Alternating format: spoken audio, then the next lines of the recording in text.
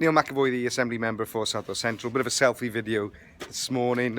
I'm in T Kevin Road in Ely. Complaints from residents. Take a look at this, okay? Fridge dumped there. If we just walk further down the street now, we're going to find a few settees, which I'm told have been there for weeks.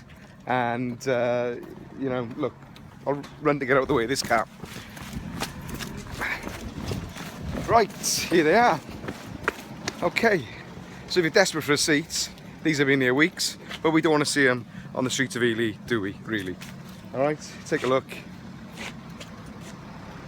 Been there weeks, and it's not good enough. Okay, what is behind me here is a good reason to reopen Waungron Road Recycling Centre.